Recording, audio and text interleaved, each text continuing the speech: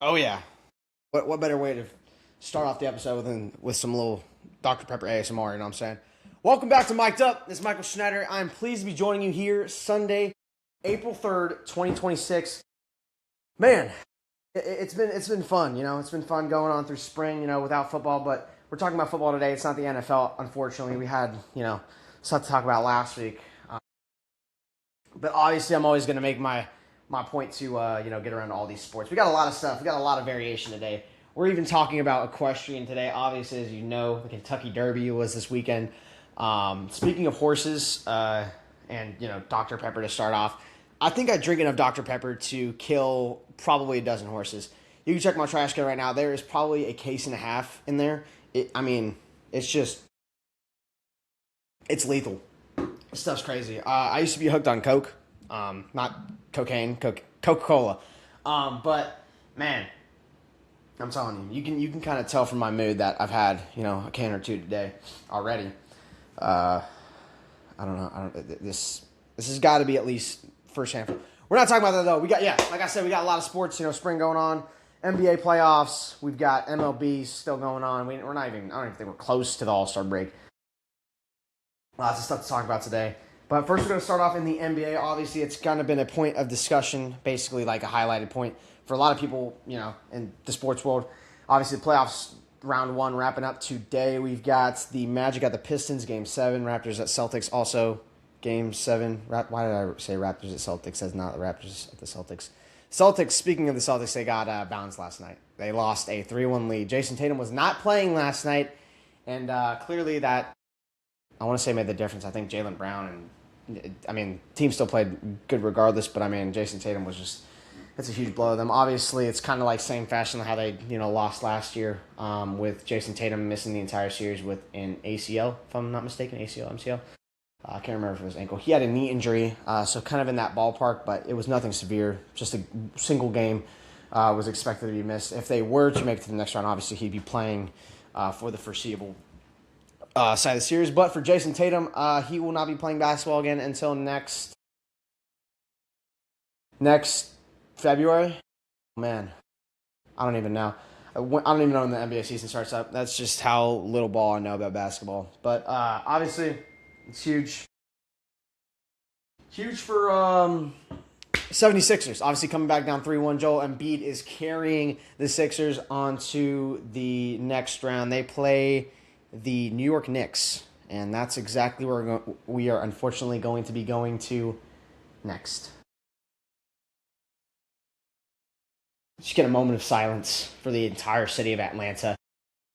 A moment of silence for CJ McCollum, for Dyson Daniels, for Jalen Johnson, for oh gosh, Onyeka Ngakwu. Fuck, I don't know his name, but man, I barely lasted a quarter.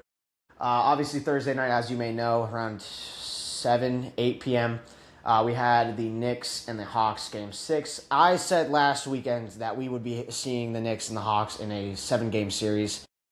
It ended up just being cut by one game, cut short. And let me tell you, that was the biggest disappointment I've seen in my entire life. A lot of people are referencing it to the Atlanta Falcons 28-3 choke, and obviously it's just we keep catching strays out here. The Atlanta Falcons, obviously, the Hawks. It just hurts my soul. That was a nightmare to watch. Just complete offensive and defensive meltdown. There wasn't even anything off rip. We didn't even start off well. We were down hella early. It's just like a helpless child. That's what it looked like on Thursday night in Atlanta. So I think my response to that is we should take a demolition crew and the entire stretch from State Farm Arena to Mercedes-Benz Stadium, and we should just clear out all of that and just start from scratch, because what in the shit was that? Obviously, Hawks blown out, embarrassed, like I've said. A lot of people, unfortunately, are saying, oh, well, nobody expected the Hawks to be in the playoffs this year, especially with the Trae Young trade, how they started off, the iconic stat line of how the Hawks have kind of broken even with their record for God knows how long. in the NBA. That's irrelevant to this story. Despite that, nobody expected them to make it to the playoffs, especially not even show a single like smidge of fight, especially, winning a game in Queens and then winning a game to kind of take the series by storm 2-1, and then we just lost 3 straight. And then you just kind of saw what a lot of people were expecting. Obviously, a lot of people made a bunch of money that night. A lot of people lost a bunch of money. But for the Atlanta Hawks, going into the offseason, man, it's rough. So, basically, message to them, get Anthony Edwards on the team somehow, some goddamn way, please, for the love of God. Obviously, he's going to be with the Wolves going into the next series. They beat the Nikola Jokic-led Denver Nuggets and Jamal Murray. They'll be moving on. It was, 4-2. So, yeah, disappointment in Atlanta yet again. So, we have the Atlanta Braves, which I'm hoping don't follow suit. I don't know how the hell the Braves have made it this far and have been as explosive as they are. But, I mean, keep going. That's all I'm going to say. Huge news with them, but we are not talking about the MLB right now. We are still finishing up with the NBA news. Obviously, LeBron's seemingly farewell tourney going on. We talked about it last week. It's going strong. Beat the Rockets. He's going on to face the Thunder. And, man, as far as I'm concerned, the Thunder are looking to back-to-back repeat. Oh, man. We've got ourselves a series up ahead. This is going to be interesting to watch. Keep your eyes on that. I think that's the most interesting one we've gotten up next. But realistically, I like all this. I like all the potential matchups that we have in this next round. That's kind of, what's expected. First round's kind of get thin out all the losers, and then when we get to the conference finals, Eastern and Western Conference Finals, we'll kind of see who's the big dogs. So that's basically what we got going on. LeBron won. What was it?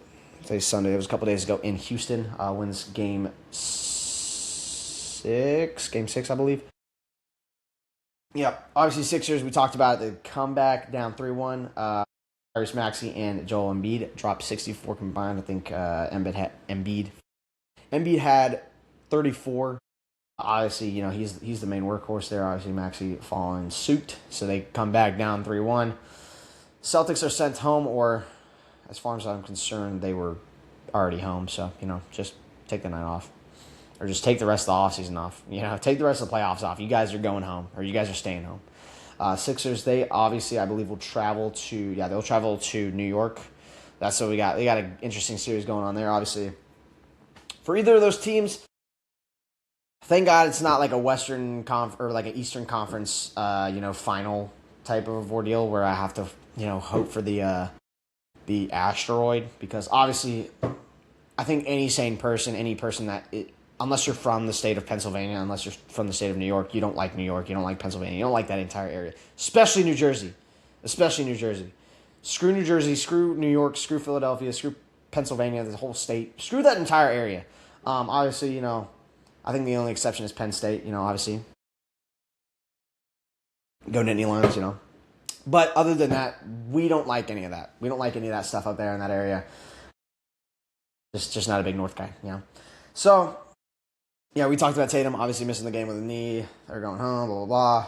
Jaden McDaniels obviously propels the Wolves past Jokic's Nuggets. They will be playing Game 6. He shot 32 points, 9 rebounds. I believe he damn near got it, or Jokic or somebody else. Or Jokic, I believe, almost got like a triple-double. So I think Jokic is really he's pissed. Get the guy a squad, all right? Maybe send him to Atlanta, like I said, round 2 begins tomorrow. We have the Timberwolves at the Spurs. Wembanyama versus McDaniels and Anthony Edwards. That will be at 9:30. An hour and a half earlier, we will have Philadelphia 76ers and the New York Knicks at 8 p.m. So keep an eye out on that. Obviously, Tuesday starts the Los Angeles Lakers and Oklahoma City Thunder series, and then today depends. I think it starts at 3:30. 8:30 is the final game, which will be obviously Detroit and Orlando Pistons and the Magic. That will be decided today. Obviously Cleveland, the Cavs, and the Raptors. That's what I meant to say earlier when I said the Celtics and the Raptors. It was the I don't know why I put Celtics. That's just the C's. Yeah, so we got the Cavaliers and we have the Raptors, and they will be They will be playing. So Detroit, if they lose, they will get bounced, and then Orlando will be starting off away. But if Detroit wins, then they will start off with home field advantage in Detroit against either the Cavs or the Raptors. So that's what we got going on. So basically, that's what we got. NBA. Round 1 finishing up today. Round 2 beginning tomorrow. Keeping the pace going. Round 1 has seemed like it's been going on for years. There's been so many narratives going on. There's been so much stuff happening. Obviously, I think the only people that have thought that this has gone quick is like maybe Thunder fans, Spurs fans. Obviously their opponent's not really putting up that much of a fight. Obviously the Trailblazers, they won like one game, but other than that, they really just basically, they've had a whole week to prep. So that's what we got. Obviously SGA, Jared McCain, all those boys in Oklahoma City, they've had like an entire week to prepare for either LeBron or it was KD. So now they're going to be playing LeBron and the squad of the Lakers. So that's what we got going on. Obviously, same for Wembanyama, same for the Spurs, maybe like a day less. Obviously, they had to play that extra game. They had to play that game 5. But NBA, wrapping up. Round 2 beginning. Eastern Conference Finals. We're going to see who really wants it. Okay. Obviously, I think if I had to say my predictions, Cleveland and first off today, Detroit and Orlando. I think Orlando takes it. I think Orlando gets a big upset. At least they've been showing dominance. Obviously, Detroit's been fighting back, which, they should be. They're the 1 seed in the East. So, fraudulent 1 seed, I guess. Obviously, Thunder are showing the complete opposite over in the Western Conference. Cleveland and Toronto. Honestly, I think Cleveland takes that. I'm not going to doubt Donovan Mitchell. I'm not going to doubt that Cleveland team. So, obviously, I believe it'll be Orlando, Cleveland. And then I think who comes out of there, give me Cleveland. I could definitely have better knowledge about this, and I could probably make better picks. So if you think these are some blasphemous picks, then, rightfully back me up. So,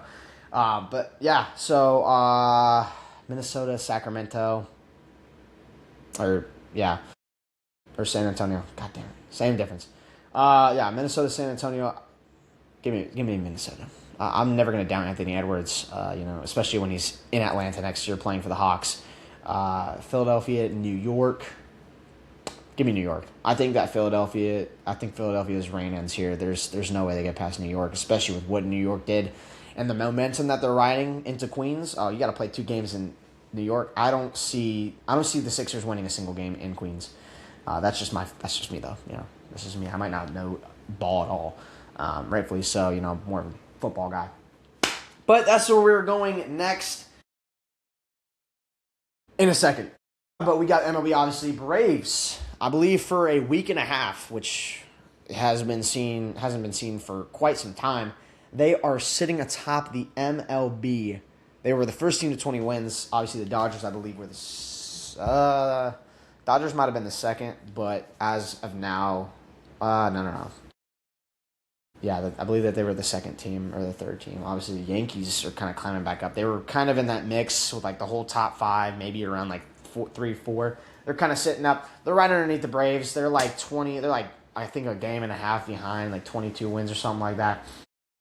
So the Braves are winners of 8 of their last 10. I believe the Yankees are kind of on the same train. They're 8-2 in their last 10. So they began their West Coast journey. I believe it was Friday. I believe Friday was their West Coast beginning, at the beginning of their series. And realistically, oh man, what a roller coaster of emotions we had Friday in Denver. Obviously the Braves were down early, 6-0. Matt Olson kind of gets the guys kick-started, gets the bats kick-started late in the game. They end up, squeezing away with the devil. I believe it was Michael Harris that had an RBI or something like that kind of propelled, or like a walk-off RBI or something like that, to get the boys kind of going. Yesterday it was kind of just, control, dominance. That's what we had. Today at 3:30, I believe, so that's 2.5 hours from now, we have Spencer Strider's return to the mound. He will be playing today in Denver to finish off the series against the Rockies, which, shouldn't have been as stressful as it has from the start, especially with what happened in Atlanta on Thursday, Friday. If we would have started off the series with a loss to the Rockies, man, I don't even know what I would have done. But obviously, Braves, they secure another series win/tie. They win this series. I believe the only series they've really tied or like almost came close to losing was the Nationals like a couple weeks back. But I mean, I'd have to look at the statistic, but that's got to be I believe that's history. There's not been a team that has not lost a series this far into the season. We're well within a month and a half of baseball already going on. So obviously a huge start for them. I mean, we really got to see because that All-Star break is really when things can go downhill. We kind of get back, and then we have these narratives. All right, people are heavily favoring the Braves for the World Series. They're pouring all their attention in. They're pouring all their money in, obviously. And then Las Vegas starts farming up their revenue, from these bets that people are putting on the Braves to win stuff. And then Braves fall off, maybe scraping into the playoffs. Phillies kind of scrape back up. They're a crappy seed with the Braves. And then the Phillies beat the Braves in the postseason. That's kind of how things go. And then the Phillies don't win a World Series because, that's just how irrelevant and how trash they are. But the rest of the East, or the rest of the NL East, as far as I'm concerned, is they're just a bunch of toddlers right now. I know the Mets are like dead last in the series, and a lot of and to anyone that has gotten rage baited by what I've said about New York or Philadelphia or Pennsylvania, this is where I'm going to say New York Knicks fans. I mean, they are the most idiotic people to ever exist, and I could be saying this out of spite. I mean, partially I'm correct. Or partially you'd be correct if you're saying that I'm saying this out of spite because I'm pissed off about what happened. But their addiction to Trae Young is just completely blasphemous. I mean, we obviously, CJ McCollum was in the trade package with Young that sent him to Washington. And he kind of did his thing. It was almost like a pass the torch type of moment. CJ McCollum was kind of our starting guy in the beginning of the series. Obviously didn't do jack shit Thursday night in Atlanta, but I was at Side Talk, I believe, on TikTok. They're showing all these videos, and they're saying fuck Trae Young this, blah blah blah, Trae Young. It's like, dude, Trae Young would never let something like this happen. Let me tell you, dude, he would do what he did a few years back times 10, tenfold on you guys. Obviously, Trae Young iconic for owning the Knicks. I'm excited to see him do that more next year in a Wizards jersey. Obviously, a little bit of kind of jealousy for Wizards fans. I actually had that's the only Hawks jersey I had was a Trae Young Peachtree jersey, beautiful jersey by the way. And obviously, like many of my Atlanta Falcons jerseys, they have gone outdated. So that's what we got going on. I don't know how we came over to basketball conversation again. Oh, yeah. New York. Yeah, Mets fans are all up in Braves comment sections and stuff like that, and anything to do with baseball, talking so much smack to Braves fans and stuff like that, and to the Braves in general, at least from what I've seen, saying, all this, blah, blah, blah, this and that. As far as I'm concerned, guys, you were just on, like a 12-13, I don't even know if the win streak or the losing streak has ever ended, but well within double digits of a losing streak, and you guys are dead last in the league. Not even the Athletics are that bad. So for Mets fans, for Knicks fans across the country that may be seeing this, shut up, okay? I don't care if the Knicks make it past the Sixers, which they probably will. They are not going to be making it past. I say that, but they're probably going to have to play like Orlando, Detroit, Cleveland, or Toronto, which, I mean, those compared to the Knicks don't really look that threatening, so I might be glazing you. But there's no way you beat anyone from the Western Conference. The Western Conference is just so much better. Western Conference is like a straight war zone, all right? It's what the NFC is in the NFL. Obviously, AFC is just complete cupcake fest. But yeah, so we're back to we're just gonna stop talking about New York because it infuriates me talking about that entire area. So obviously, like I said, Braves, they're going through West Coast jam right now. I want to say They travel up to Seattle tomorrow to play the Mariners for a few games, and then they finish on Friday with the start of the Dodgers series that carries into the weekend. And I think next Tuesday, I believe, they're going to be back in Atlanta against the Cubs. So that's going to be wow. I mean, we've got a gauntlet going on. We got Dodgers, we got Cubs. I don't think the Mariners are good at all. I mean, I haven't heard too much about them. I think they're kind of middle of the pack as far as I've remembered. But obviously, Dodgers, Cubs, back-to-back, that's going to be brutal. Obviously, Cubs are like third right now. They're like third, fourth. But this is kind of what we got for our top five right now. We got the Yankees. They're a game and a half behind the Braves. The Dodgers, I wouldn't say plummeted because, plummeted is like something like what the Mets or Phillies have done. Or Marlins, I guess. Marlins, they were kind of up at the top and then they just are all the way down. But they were able to win a series against the Dodgers. So, I mean, clearly something's going right for them. So that's what we got going on. We got, obviously, Dodgers 3.5. They are behind the Rays and the Cubs. I believe in that order. It's the Cubs, Rays. So Braves number 1, Yankees number 2, Cubs are number 3, Rays are number 4, Dodgers number 5. That's basically what we got going on. It's pretty tight within a few games, 4 games. They lost. The Dodgers lost back-to-back series to the Marlins and Cardinals. Losing a series, that's something that the Braves will never do. As far as I'm concerned, for the rest of the season. Not even against the Dodgers, not even against the Cubs. Bring it on. Bring anybody on. Basically, that's what we got going on for the MLB, though. So, we're going to go over to the UFL real quick. Quick little segment over there because, I don't think I've talked too much about the UFL. I might have mentioned something about the Louisville Kings earlier on in earlier episodes. But obviously, the reigning champs and the DC Defenders, they are leading the league at 5-1 as of right now. 4 p.m., I believe it is. 4 p.m., the Orlando Storm, which is one of the new debut teams in the UFL, they look to improve to 5-1 and tie with the DC Defenders in the top of the UFL. I don't think they face each other yet, though. So, I mean, I'm really excited. That might be a matchup that could be happening as far as next week. I'm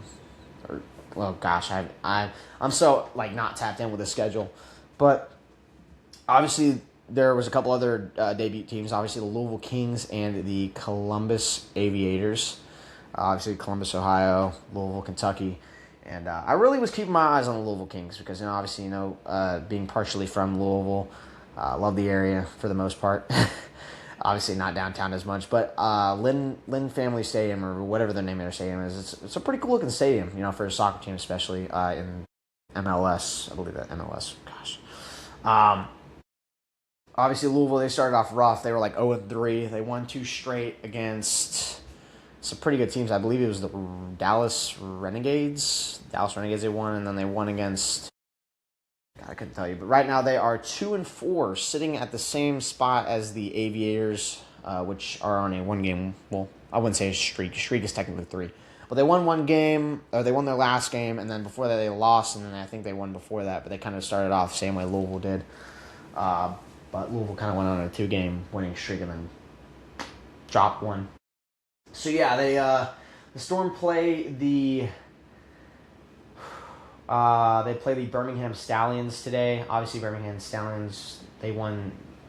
They were like that team off rip when kind of the USFL kind of started, or the XFL, one of the two. So that's what we got going on. So Orlando Storm, huge. Obviously, another great team in the state of Florida. I mean, I guess they just know how to play ball.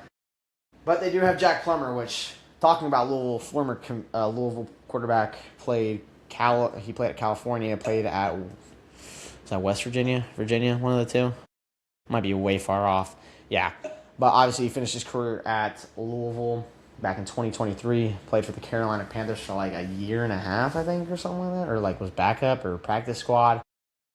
So he's playing pretty good ball right now. Obviously he's got like a 98 pass rating, like 900 yards.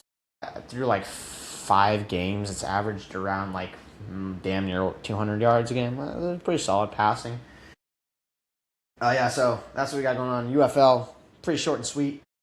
Obviously, we're kind of at the halfway point. Technically, we're at the halfway point, not through like the regular season, but the entire season, because it's like 10 weeks, and then we have like 2 playoff rounds, and then that's kind of it, for football until college football, NFL starts back up. FIFA World Cup, going to be talking about this more when we get closer. We're, as of right now, 39 days until the Central America, North America kind of World Cup starts. June 11th, that will be happening between Mexico and South Africa in Ciudad de Mexico. Korea and Czechia. That'll be happening in Zapopan. I probably butchered that. Zapopan, Mexico. That'll be June 11th.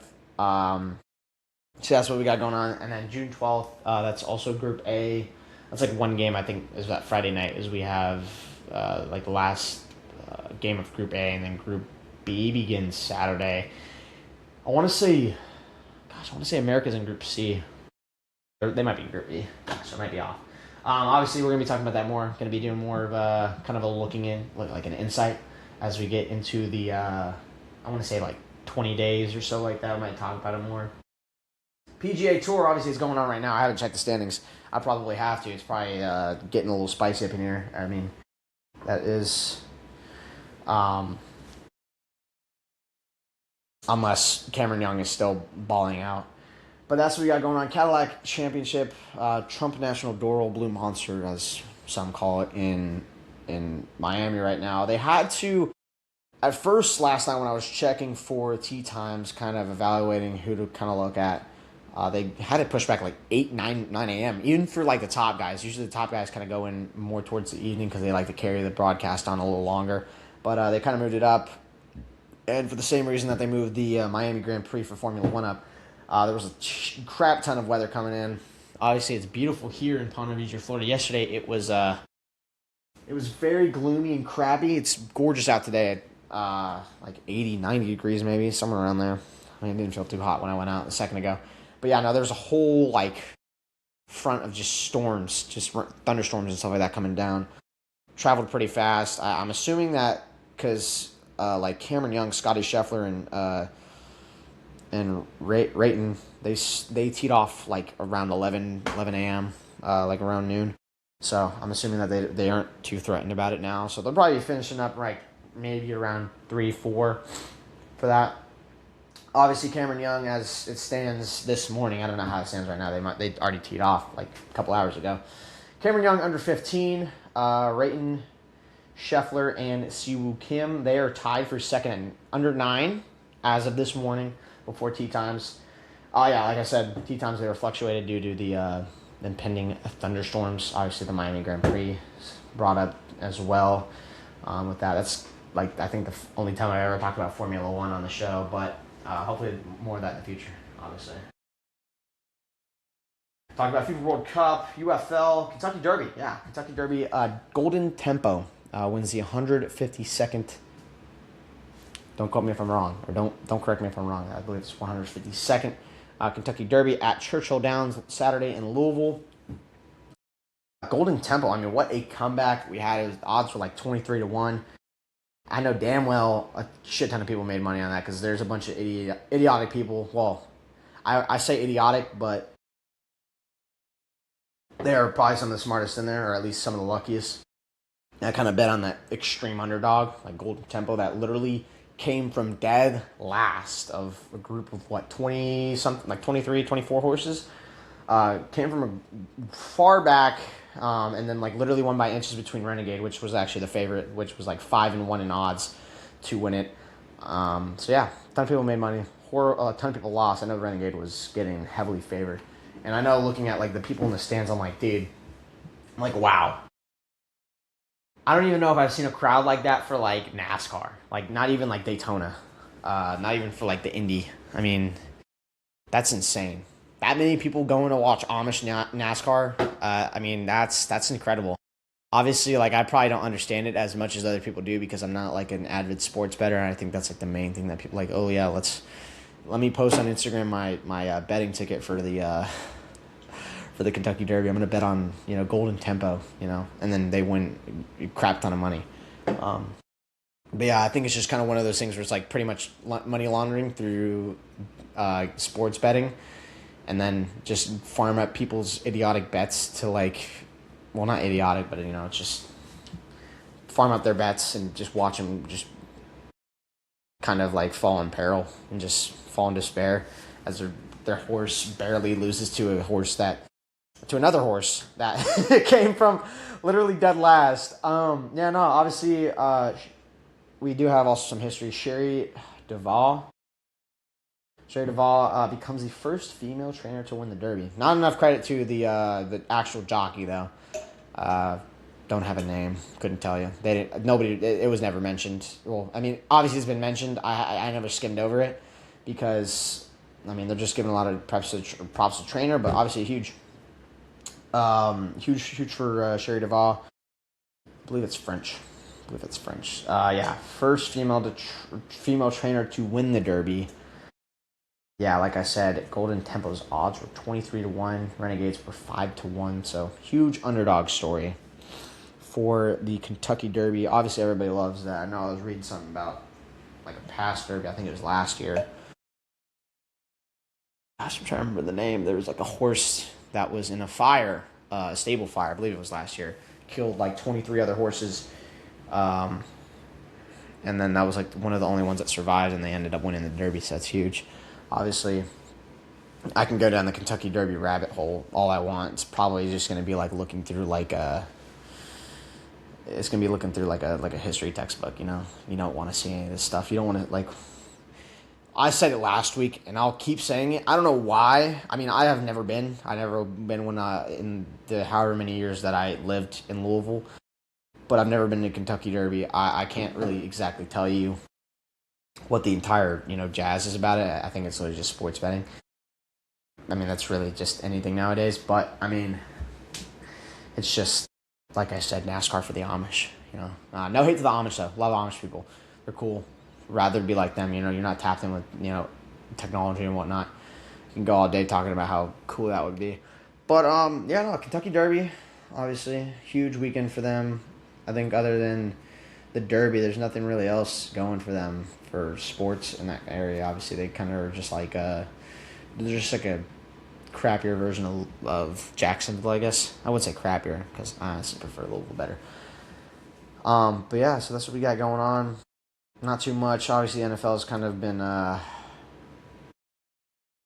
too much with the NFL. Obviously, Fernando Mendoza, he turned down a visit to the White House because I believe that visit was scheduled for the day that he would be starting OTAs or rookie training camp for the Raiders. He did great in press. He was talking about how it wasn't a good look for a rookie, which I mean obviously is correct. A lot of people obviously you're gonna have idiots that are like, oh, you should decline it anyway, blah blah blah, this and that. Either way, POTUS is an honor either way. Obviously, we're not going to talk about politics here. But that's what we got going on. A lot of exciting stuff throughout this week. We just kind of got NBA. Probably going to look into some Formula 1. Might start talking about that on here. Obviously, NBA, like I said. MLB, just same old, same old.